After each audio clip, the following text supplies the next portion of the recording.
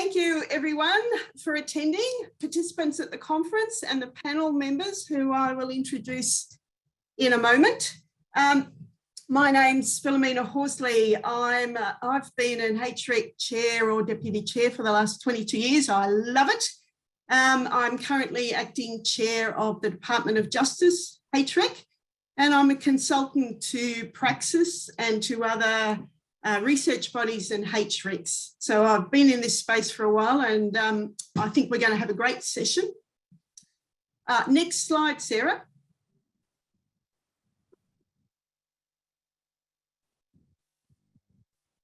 Sarah? Oh, here we go. Great. First of all, I do want to acknowledge the traditional owners of all the lands we each gather on across Australia today and pay my respects to elders past and present. And I extend that respect to all Aboriginal and Torres Strait Islander peoples who are present in the session today. So next slide, Sarah. So we've got a great session today, a short session, but a great session.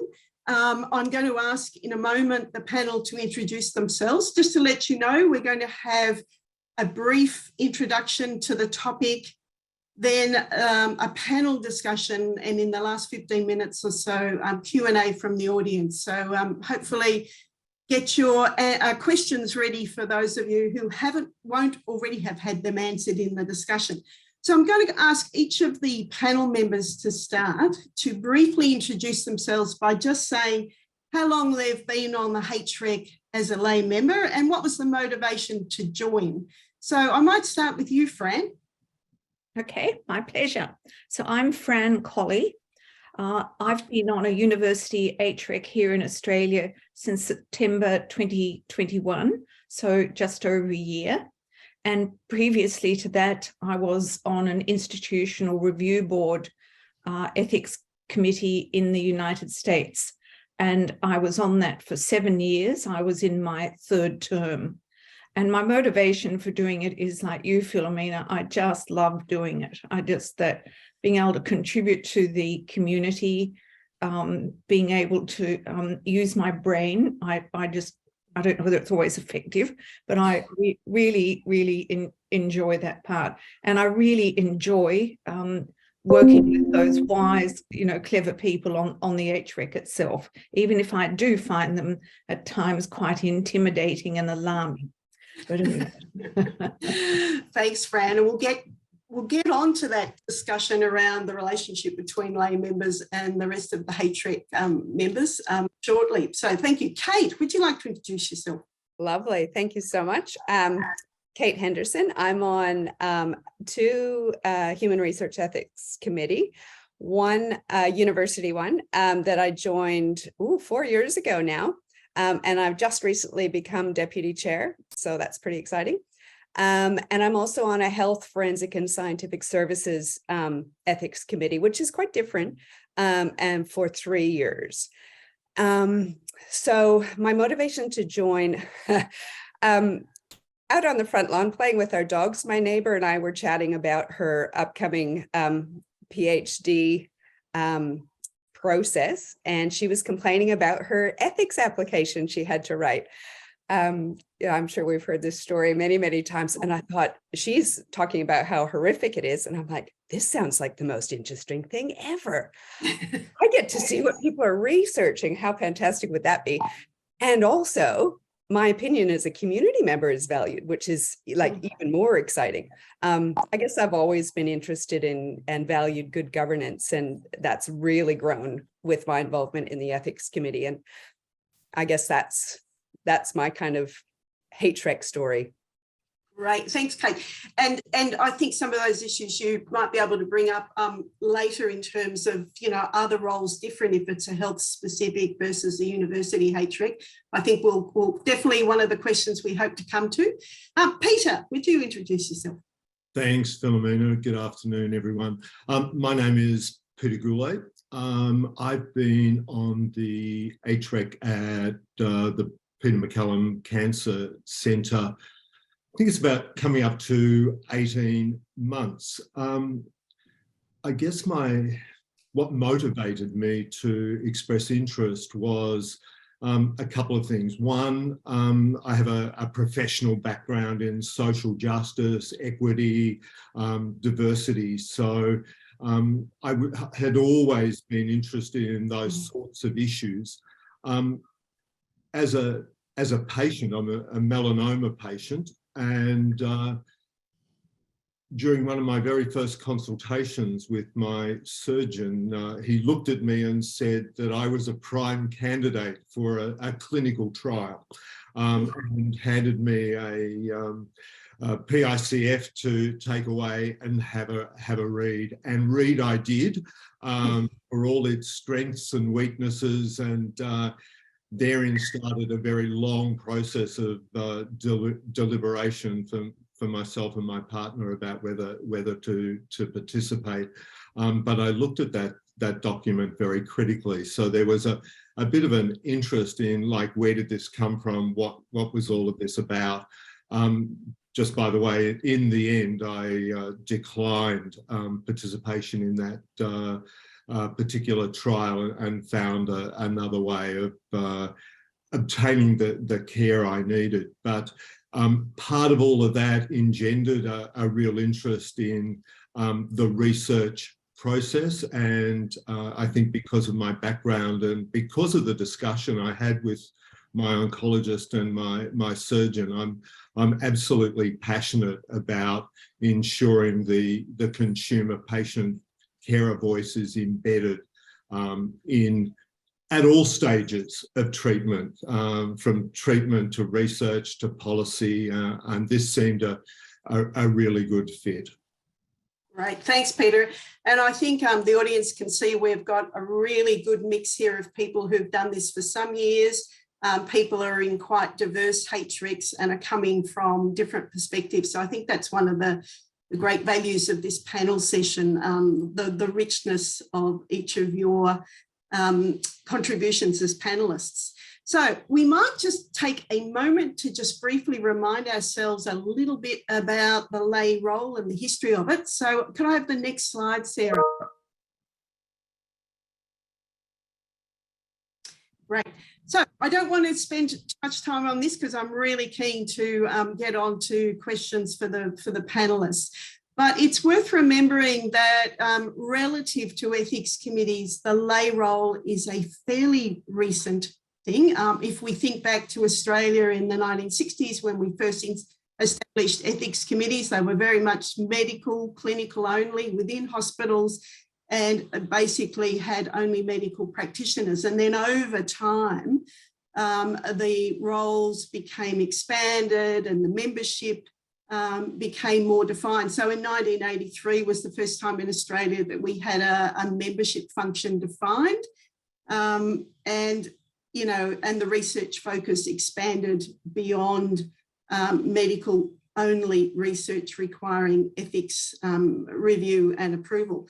But internationally, as in Australia to a large degree, the roles of lay members in the last 2 or 3 decades have often been defined by what they are not, what the people are not, rather than what they bring. So, you'll find that there are requirements that people on ethics committees who are not medical people who were not affiliated with the institution or were not health professionals, but could be other health professionals, or in the case of university ethics committees, were not from the same faculty, but perhaps another faculty within the university.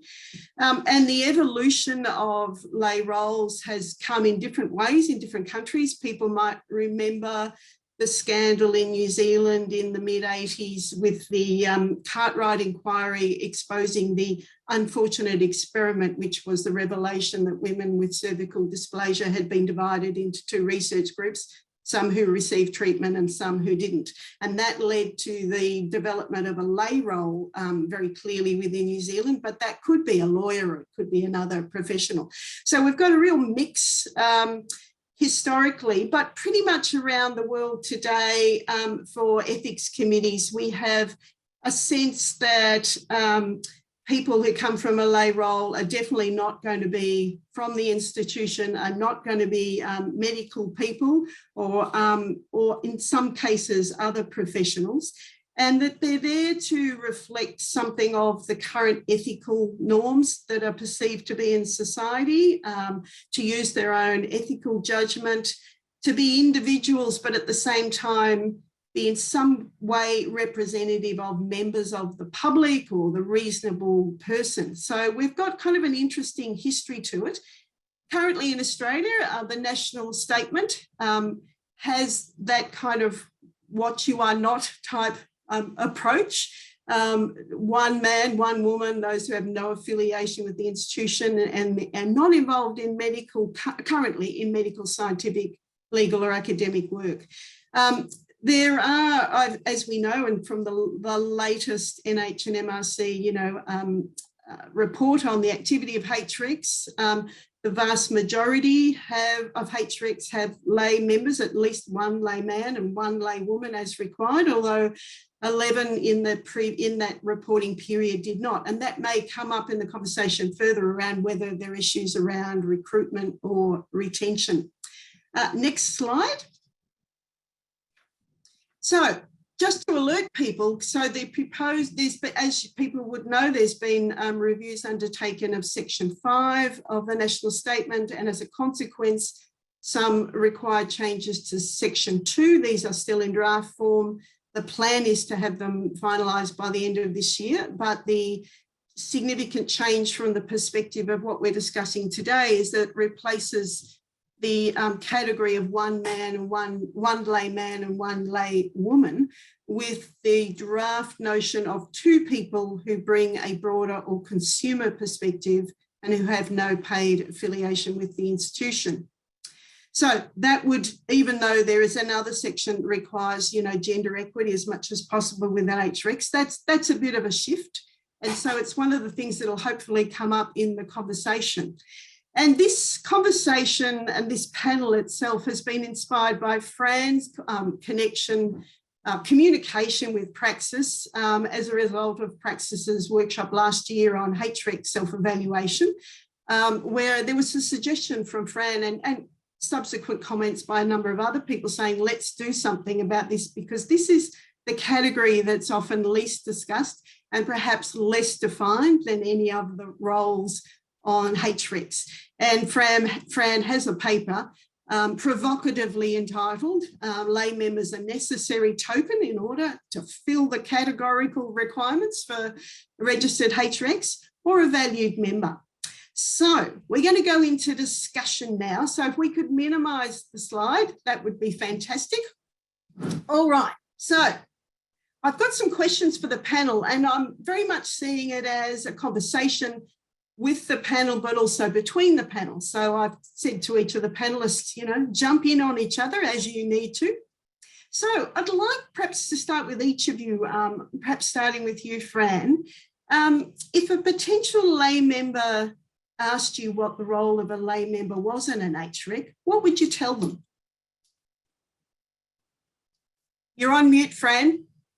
Oh, yes. Well, I am asked this quite often because people just have no concept of all of what an HREC does. And I explain, we look at every piece of research done through the university I'm associated with that is to do with human subjects.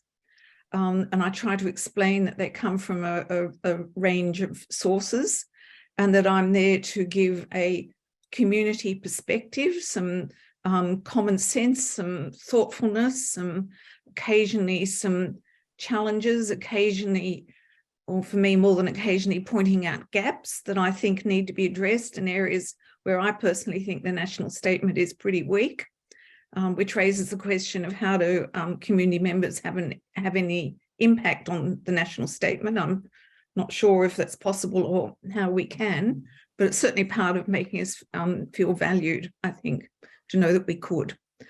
So, and then I answer lots of questions from my friends. So. Okay. Kate, what would be your answer to that? What's the role of a lay member? I'm not sure that I could add much more to what Fran says. That if people aren't, haven't sort of gone through the ethics committee or the ethics review process of of their paper, or if they're not sort of part of the university or higher education process, people don't tend to kind of, you know, bump up against it very often. So there's a lot of people out there that, and I didn't know what it's about. So, you know, fundamentally, I always find that people are thrilled to know that it's not just a bunch of giant brains sitting in a room, you know, making up their own, you know, fun experiments on the community. You know, maybe that was kind of happened some time ago, but, you know, I can, you know, hand on heart say that's not how it works anymore. And, you know, people are absolutely thrilled and really, I think, encouraged and, you know, can relax a little bit to go, oh, so like there's reasonable human beings that kind of, not that everyone's not reasonable, I don't mean it like that, but, you know, people who aren't involved in the process, who aren't, you know, researchers themselves are part of this process. You know, sometimes, you know, we get to be part of the process to determine what gets researched, which is super exciting. And then, you know, how that goes. So I've never had someone go, you know, that doesn't make any sense, or that's not worth it. People always say, whew, thank God for that. Okay. Oh, and Peter, what would you say to that? Thanks, Philomena. In some ways, I think we're there because we want the research that's happening that impacts on our fellow community members to be the best it can be. We want it to be fair and effective and good use of dollars and resources. And I think that, you know, in some ways, as I sit around the table with my colleagues, I think our role in that sense is the same as everybody else around the table. I think, I guess when I first started, and that's not that long ago, I really saw my role as like stepping in for the participant, seeing it through the participant's eyes. I've been reassured that as I've participated in meetings, that I also think that's a motivation for everybody around the table, and that we all bring our different perspectives and experience. But I think there are some real strengths in that lay consumer community role, in that I'm not a clinician, I'm not a researcher, and I'm bringing a fresh set of eyes that allow me to question, sometimes just be curious about what are perceived as established practices. This is the way we do things, or this is a sort of an automatic response, and to ask some of those perhaps more objective questions and to see it through the eyes of a potential participant. I'm always mindful, as I hope and assume everybody else around the table is mindful of that potential participant. It really gives us some freedom, sorry to butt in, but, you know, it really gives us, I think we have a bit more freedom to kind of ask some questions that maybe, you know, some of the other people are going, you know, oh, you know, like they didn't maybe feel comfortable asking a question about standard practice or some assumed knowledge that maybe they felt like they couldn't ask. So I'm wondering whether you feel, all three of you, whether you feel like you were recruited for your lived experience, your expertise, your personal skills, your professional skills. Like, what do you think led the recruiters to decide that you were the right people? Fran, would you like to start? Well, I have no idea really why I was recruited. So that was it's an interesting question. So let me refer to my American experience on an IRB, where it was very clear that I was recruited because I had a non-scientific background, and that was a requirement for a community member. So it was valuing my humanities background. Also in terms of valuing, it was also made very clear to me at the beginning that I had to be present as the community member at every meeting. They couldn't meet without me, which meant that if I happened to, because I was living in the States, and if I happened to be in Australia visiting my elderly father who'd had another fall, that I'd be up at 4 a.m. in bed in my pajamas participating in the IRB meeting, because I didn't want to, I just want to fit in with them. So that was made very clear. And it was also made clear to me in the States that an application couldn't be approved unless I, as the community member, approved it. So my role was very clear. Here, it's much vaguer, it's ill-defined, and I'm not really sure what it is. Mm. So, yes, I don't know why. I think, and the whole issue of how do you select community members and how do you induct them is something. Mine, I think, was through a personal connection. And I think that person might have recommended me, but it was pretty haphazard, I think. But then again, if you go through a much more formal selection process with advertisements and interviews, are you necessarily going to get someone better? I don't know. And then you get down to the qualities that you're looking for in a community member, but maybe we can get to that later. And I will pick up a lot of the Q&A questions later once we get started, but there's one that's just come through around the need for diversity that maybe all of you could have response to. Maybe Peter first. Apparently came up in a session yesterday in the conference. Are there only highly educated non-researchers as lay people, or is it more broadly a diverse group? And, in relation to the whole HREC, I guess we could consider that question. Peter, do you have a thought? I do have a thought. I have limited experience, but I have a strong thought. And, I think the rhetoric is that we bring our community experience, but I can only bring my own experience. And I look around again, my sample of one HREC, and I think, yeah, there's some diversity around that table, and I'm talking not just about the community lay members, but I'm looking at everybody who is a member. There is, I guess, while the HREC is mindful of representation and diversity, it's not the most diverse group. And I think that while we talk about bringing a community perspective, that perspective is incredibly diverse. And I think we're growing more mindful of that in terms of age, education, socioeconomic factors, etc. There is a little bit of sameness. We've got a gender diversity, but only gender diversity in terms of male-female. And we all know, for instance, gender is much more fluid and diverse than that.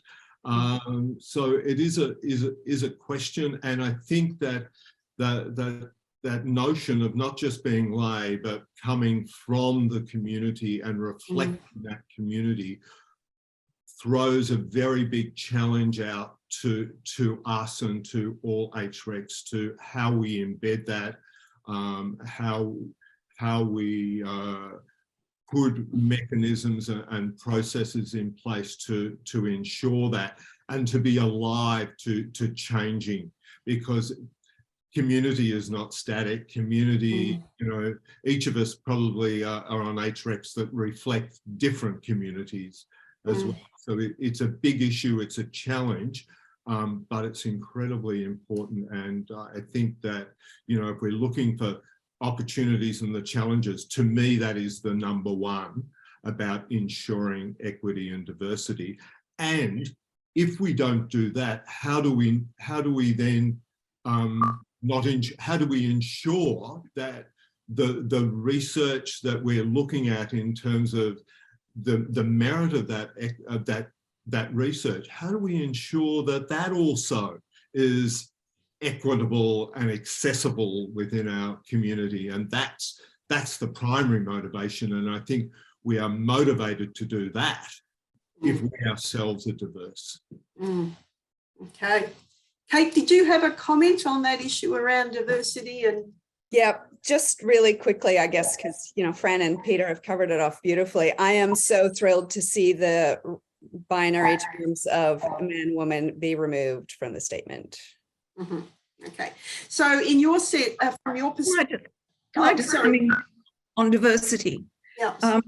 So the issue I get most upset with, and it's after living in the States for 20 years, is that I came back and I found that diversity, particularly in terms of the CALD communities, was not embraced by the research proposals that I read. And it has been a huge concern for me. And I really hope that in this conference next year, there might be a session addressing that.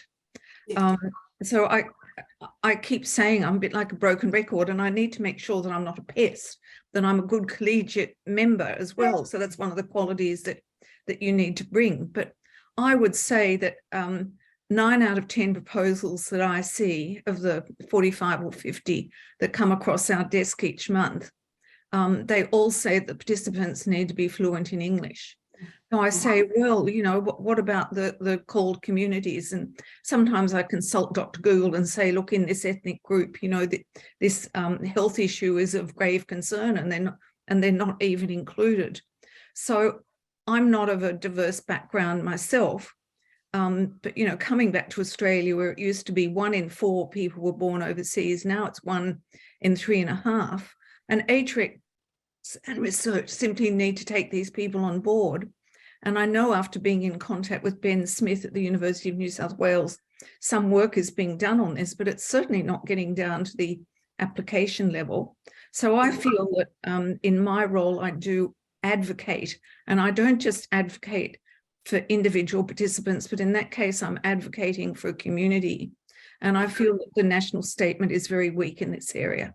Thank you. And I'll just add to that, and for the audience as well, that a couple of years ago I was involved in a project conducted by the Australian Clinical Trials Alliance, ACTA, and it produced a position statement that I wrote in consultation with them, and a range of resources for those working in the clinical trials area for exactly that reason, Fran. And so if researchers or HREC members watching this want to go to the ACTA website, there's a stream around CALD and resources, and for HRECs as well as for researchers around exactly that. It's unacceptable that, at least in the clinical trials, and I think more broadly, as you say, Fran, that people from those backgrounds who are not proficient in English are automatically excluded. Yes. I would add, from my perspective as a long-term member of the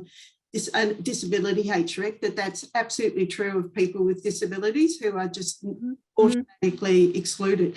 I do want to get back onto the lay role, though. I think that's part of it, the advocacy, as you say.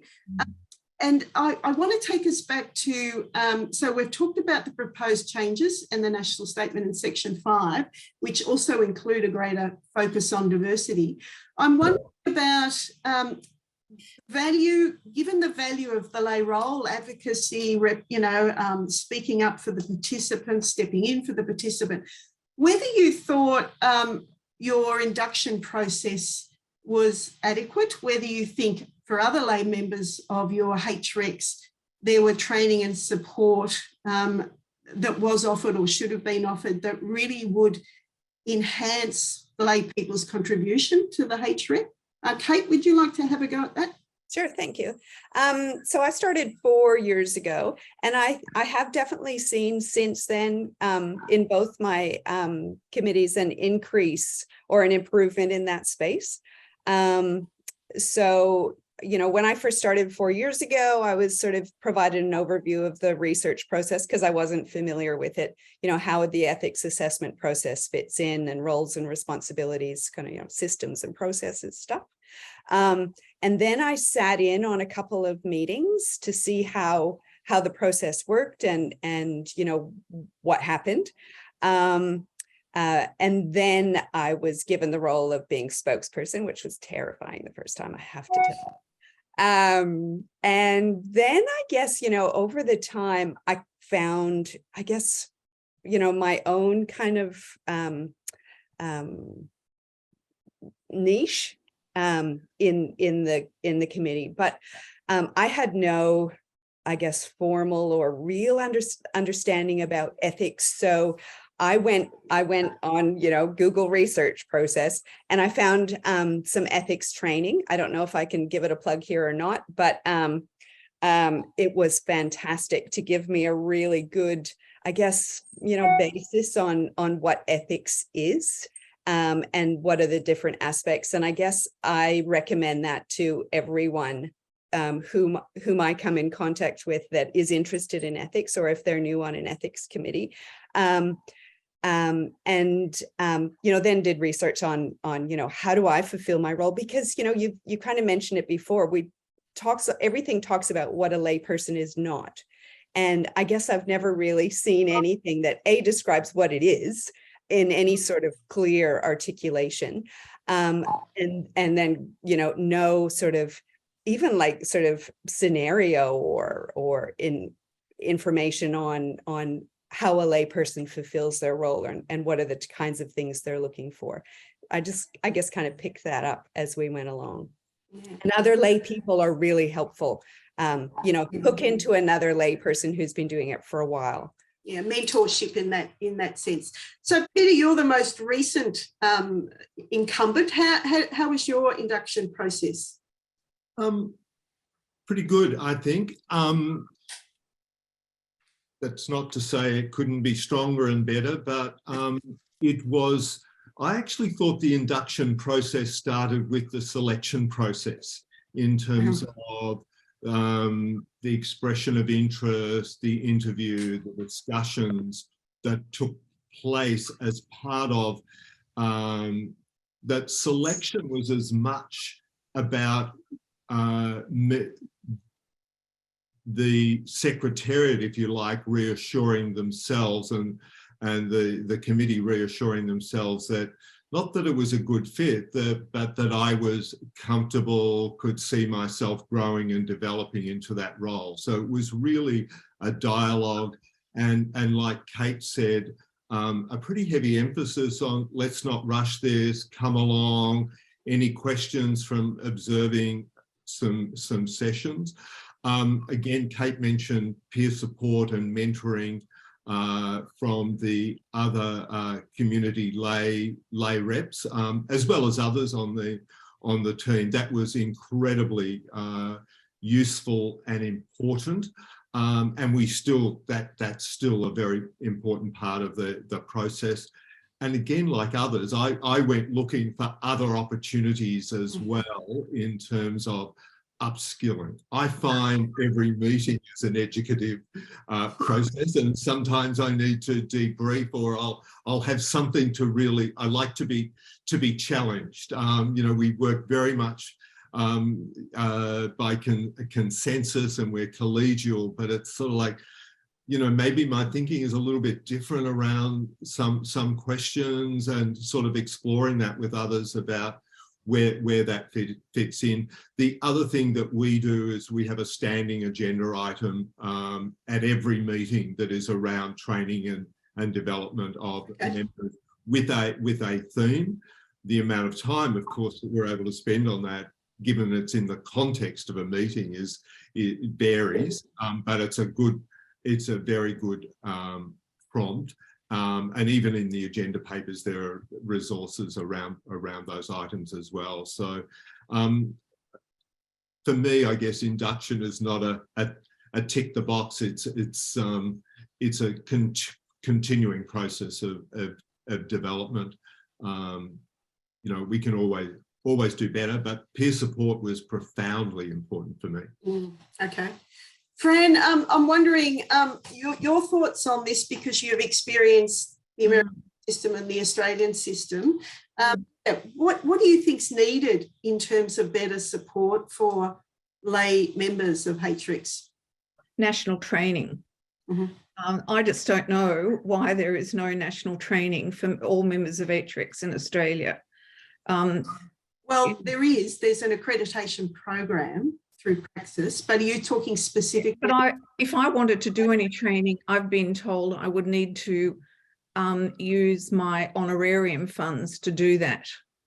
So it's the institution is not supporting. No, it did support me recently to do an arms session for new members of HRECs, and that was moderately useful, except we just concentrated on risk, and which was useful. But at the end of it, I thought, well, you know, for members of HRECs, there are a lot more complex conceptual principles to understand about the work of the ethics committee, and the national training that I did in the US certainly took us through that in a very careful, considered way, that we considered each concept.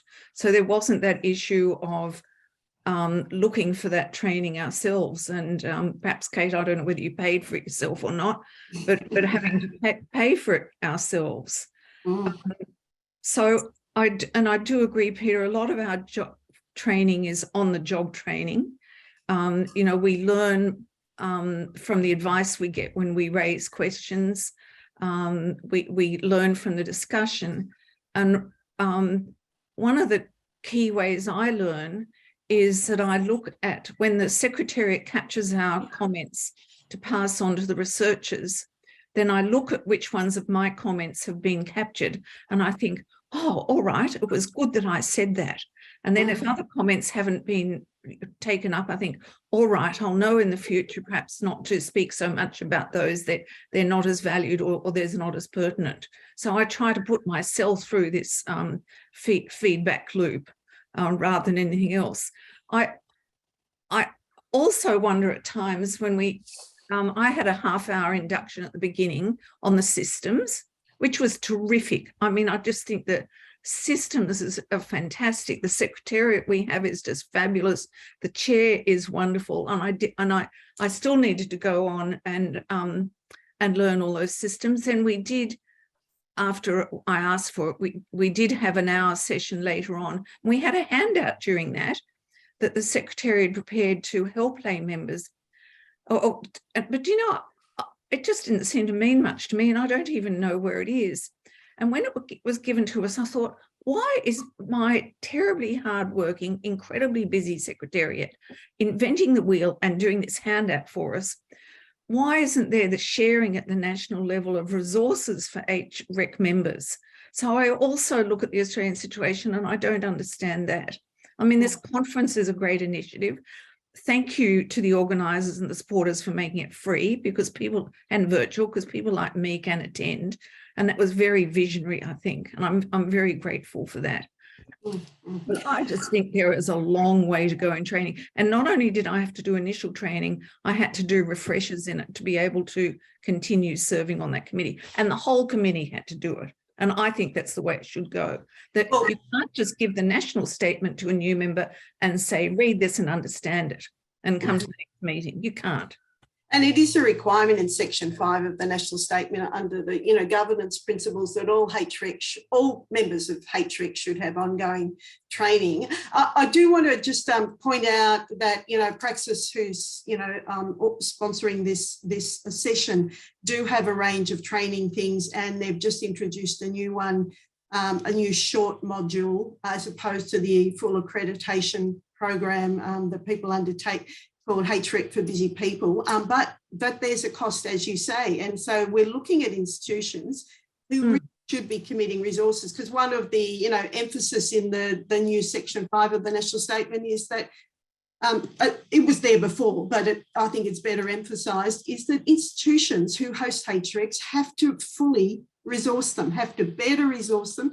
And generally, when I'm running the PRAXIS training around the country on Zoom now, one of the constant complaints from all members of HRECs has been that the Secretariat is often overloaded. You know, the HREC members have a huge amount of work to do, and the institution is just not fully resourcing as much. So I just wanted to then go, because you've raised some of those issues, Fran, and others, and perhaps start with Kate. In terms of the application review process, do you think it is set up to proactively invite lay members' contributions? Like, is it organised in a way in your HREC or in HRECs you've heard about that really brings in proactively the lay person perspective? Thanks, Philomena. So thinking about any sort of connection or mention of lay, anything in the review process, you've kind of touched on previously, the plain language requirements for submissions, right? So you go, yep, someone like me who doesn't have, the technical knowledge and, vaguely remembers a little bit of statistics, needs to know what's going on. But there's lots of other people on an ethics committee that don't necessarily have that knowledge and that experience. And sometimes I think, researchers may get in that little trap about, using particular words and phrases and making sure they use all the right words to get the funding, because that's kind of the name of the game, right? But this is completely different. And I think it must be really hard for a researcher to be working in that sphere of, getting funding and, doing all that really difficult and important and, all that administration stuff that they have to do to do research and manage that process. And then they're like talking to just your regular Joe off the street to go, and this is the research that I want to do. Do you support it? It must be a difficult kind of switch in their brains and their processes to do that. So I do feel for them, and how we can make that easier and them more efficient and effective for them would be great, because I think that everybody wins. But back to your question about does it proactively include lay members?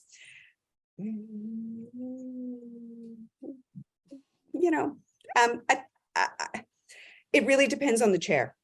I think that makes a big difference. So I think that a good chair like mine, really works hard to make sure that everyone gets a voice, and particularly the lay people have an opportunity to really understand and get their voice heard, because sometimes, we do get lost in the crowd at times. I think that, like Fran was particularly saying, and Peter too, we're going all right, but we could do a lot better. So I guess I'd say a little bit in terms of your.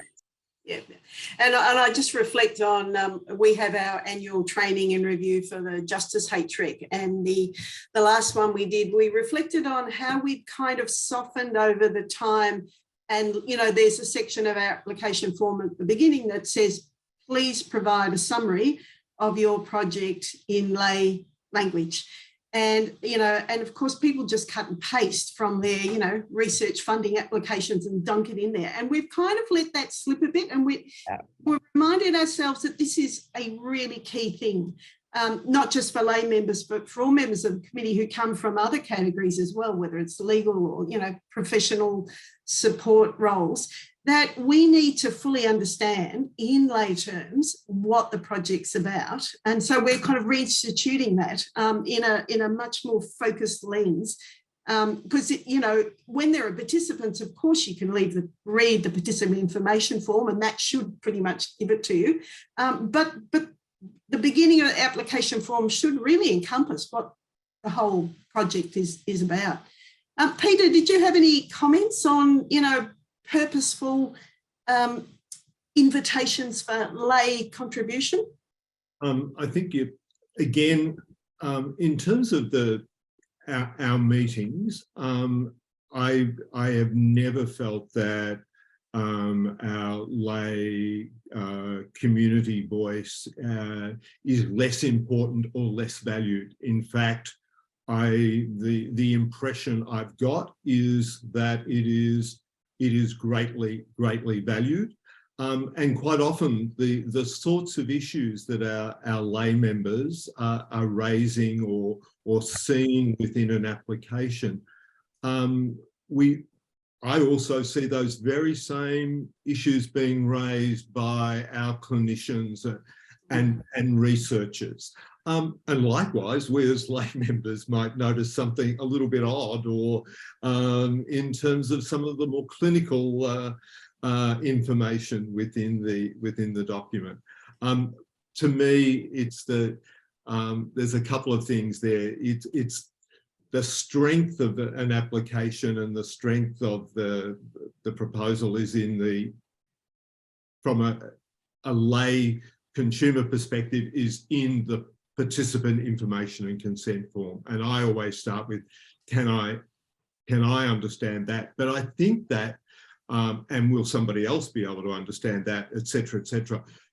But that's also tied up with, it's not just the filter that I put my thinking through, the filter I put my reading and assessment through, is the sort of thinking that actually should have been taken place before it ever gets to the HREC.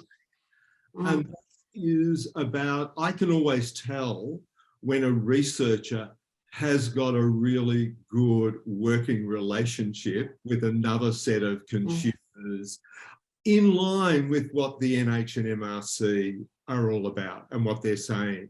The consumer involvement is not an additional requirement in research, it's actually integral to the whole process. And if an investigator is working, is not just consulting, but actually has consumers as part of their team, a lot of those issues should have been averted by the time that they ever get to us. So I see it as something much more organic and not just our responsibilities. But to me, it is so clear when an application gets to us, if it's been through that kind of process beforehand. And I think the draft revised section 5 of the national statement has put, from my perspective, a greater emphasis on consumer involvement from go to woe, from even the research question right through the methods to the really important aspect of dissemination. And it also has separated out researcher responsibilities, whereas before it was just, part of section 5, it's now got its own section. And I think we really, as HRECs, I think, give an enormous amount of value to research projects in terms of improving them. But they could be further improved by researchers being familiar with the national statement, particularly section 3, and really getting their head around what it is that HRECs are looking at. Look, I've got it. There's a couple of... Can I say something? Yeah. Okay. On the HREC I'm on, I don't think there is any purposeful accommodation for lay members, they're happy to hear views and so on. And sometimes, I might get a little thrill because someone else says, "Oh, that's good input" or something, Fran. I think, "Oh, thank goodness for that." And other times it's not. I think the role of lay members is very vague in Australia, on the HREC I'm on at any rate, because there's no provision for ensuring that every application is perused by a lay member, whereas on my IRB in the States, that was very clear. Yes. So because of my training in the States, I've taken it upon myself here to read every single application to try and ensure that a lay member has looked at each of them.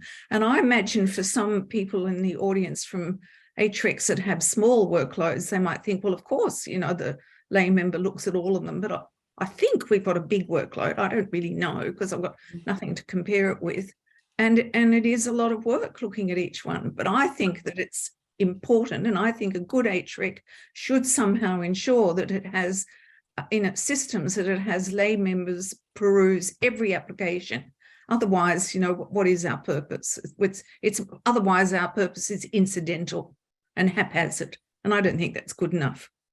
Thanks. So there's a couple of comments that have come through on the Q&A. One involves PRAXIS courses, and there's a slide at the very end, so stay tuned around how you can access a discount on PRAXIS training courses.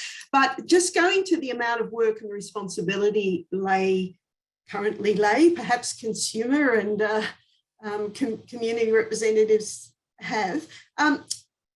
Payment has come up here. It comes up in all the workshops I run because many of the people involved in HRECs are professionals who are there through their work role, but lay people are not. So the question is around, you know, should lay people be reimbursed for expenses and or paid a sessional fee? And there's obviously some comments around whether that would impact the proposed changes to section 5, which is, you know, to people who have a broader consumer perspective and who have no paid affiliation with the institution. So that's probably something HRECs and the institution can work out. But your views, are you paid? Because all of our members on our Justice HREC are paid and paid, you know, not a reimbursement, but actually a session fee. Kate, do you want to give this a go? Oh, yes, thank you. You can see I'm like, I got something to say. So one of my committees is we each get paid. You know, it feels like a small amount compared to the work that's put in, because I'm one of those lay people that read everything, probably much to the frustration of the rest of my committee. But anyway, I think that's really important too, Fran. So, you know, one is paid, the other one is not paid. And that doesn't mean I put in any less work though. It has a smaller number, so the workload is less, thank goodness. But still, I think that you make a really good point about many of the people who are on the committee, other than the lay people, are paid in some way, shape, or form. And so that's fine. But I think the trap with not paying lay people is that you get people who can afford to do the work without being paid. And to my opinion, to increase diversity, I guess socioeconomic diversity, it's really important to pay people. So, you know, to get more that kind of diversity, pay people, like show some respect. It feels disrespectful. Back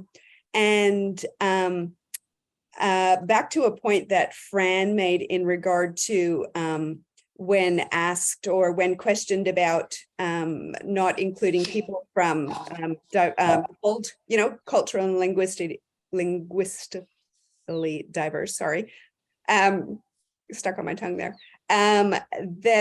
We get the feedback saying we don't have funding for that. So, you know, I think some of this stuff starts from the very top of funding projects, and the value. So I think, and also ethics committees in I guess any sort of organizational setting. So whether it's a university or medical or whatever, you know, we don't actually bring any money in. So it's pretty hard for an organization to put extra money in something that's not going to show them a return. We're kind of a risk mitigation, although if the ethics committee is really good, it's making research better, which brings in more money. So in a kind of roundabout way, it may, but it's a bit of a stretch. So, you know, I think that increasing the concept of consumer and community involvement in research and good research and good governance needs to be valued on many levels. So we've got a comment on that around many public hospitals unable to pay lay members at all. Who pays HREC members of HREC cash-strapped hospitals?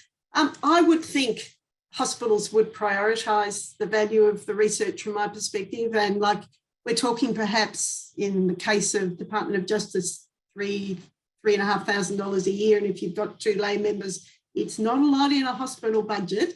I don't know, Peter, do you want to jump in here? Not much more that I can add to what Kate just said, other than ditto, really. I am not paid. Statement number 1. Statement number 2, without being repetitive, I like the principle that's driven by notions of being casting a broader net around membership and diversity and not creating additional barriers for people. There are costs associated with being a member. I don't reflect upon whether people are paid or not paid sitting around the table, and I'm sure many of those, even though they are in paid positions, I'm sure many of those are doing contributing to the work of our HREC in their own time. I'm sure that varies, and it varies. I'm also in the position where actually I need to take time off in order to participate. But it's about a principle of respect for me and acknowledging the consumer role, whether it's in HREC or whether it's in other aspects of consumer engagement in research. So it's not a motivating force, but I get the principle. I picked up before, Fran, when you were talking about, I think in regard to some training, you talked about your honorarium fund. And I was wondering if that related to the notion of payment or an honorarium in regard to your HREC. Yes, I get a modest honorarium, which I so appreciate. And when I'm slogging away reading my 50 proposals, I think it does, give me some encouragement to do it. I mean, I would do it without, but it is really lovely to have it, and it makes a big difference to me. It did take several months for me to get it, because I didn't even know I was able to get one until it was brought up accidentally by a member of the Secretariat. And I said, oh, well, I don't actually get an honorarium. So, again, probably that's, valuing lay members, making sure they do get it right from the beginning. But I really, really appreciate it. And I think all lay members should get some sort of honorarium. As for expenses, now, Peter, you said you meet around the table. I have asked our HREC if we could meet in person, because as I've said to them, I don't know them. A lot of them know each other from the institution, but I don't know them. And as I shared with you, Philomena, it took me months to be sent a list of the committee members because they regarded that as highly confidential. And I said, well, others share it publicly online. It's in the national statement to share it publicly online. And I found that enormously difficult, so that they don't have to worry about expenses because we only have virtual meetings. But I would very much like to meet in person so that I could, develop that relationship with them. And I think that's part of feeling valued as well. Thank you. Yeah. We've had so many comments on the Q&A and we can't get to them all, and some of them are really good, and they include comments like, can you share a time when you didn't see the issue the same as others? But we are pretty much running out of time. So we've got about 2 or 3 minutes, and there's just a final slide. So any final last comments or observations or questions you want to raise for the audience to consider in their HRECs? That are quick in the last, we get a minute or two each of something that hasn't been discussed or raised, or that you want to, emphasize for those audience members out there on HRECs. Yes, I'll start. What makes a good HREC member? I think it's a bit like choosing a member for a book club. And I did this, 15, 20 years ago. So you need to look intentionally for someone who will do the work, who is confident enough to state their view, but who is collegial and won't dominate or be a pest. And on the other hand, you don't want someone who is reticent and shy or doesn't have a view and won't share it. So yes. I think there needs to be some research on just what makes an effective community member and how do you find them. Okay, thank you, Kate. I was on a recent NHMRF grant assessment program as a community advisor, my first experience. And I was absolutely thrilled to know and to find out, I guess, that researchers really value us. They want more structures, systems, and processes in place for them to be able to access the community. So I think that researchers on the whole are, really, really hungry for it. It just needs to have be led from the top to the bottom on how they can do it well. Okay, Peter. The thing I've learned is to be brave, I think, and maybe that's just part of my getting used to the process, to speak up. And sometimes I know during my first meeting or two, I'm thinking, will I say this? Will I not say that? And then, my goodness, when the chair made the point that I was going to make, or a senior researcher made that point, I thought that gave me some confidence. And it is easy to be a bit bamboozled at times by some very big brains and some very big thinking around the table. But we all, as I started off by saying, all have our contributions to make, and to remember why we're there. And I'm looking at it through, I guess, an objective participant lens. And to anyone who's listening, if they have the opportunity, and I might add the time, it's a mighty big ask, I think, for most HRECs. It's not the matter of the meetings, it's the pre-reading and the thinking beforehand is a massive thing, massive responsibility. And I take that responsibility very, very seriously. I don't want things to slip through. I want to give it my best shot. Whether I'm able to contribute or not will depend on what's in front of me. So as I thank the panel, Sarah, could you put up the last slide? Just because this issue has come up, just to let people know that PRAXIS as a conference partner is offering 20% discount on all its training, including the short HREC course and the HREC accreditation course, and you simply need to add the code. So while people are looking at that, I also point out that tomorrow afternoon there's a session on induction and education for HREC. So people want to follow up with this kind of conversation around not just lay representatives, but all members of HRECs getting ongoing or training or good induction. That's a session tomorrow afternoon. But I particularly want to thank our panel. What a fantastic panel. We could have gone on for another half an hour or more, I think, and so much and so many questions we couldn't get to, but it's clearly a lively space, whether it's about payments, whether it's about induction, meeting process. So thank you all very much for your panel contributions. Thank you.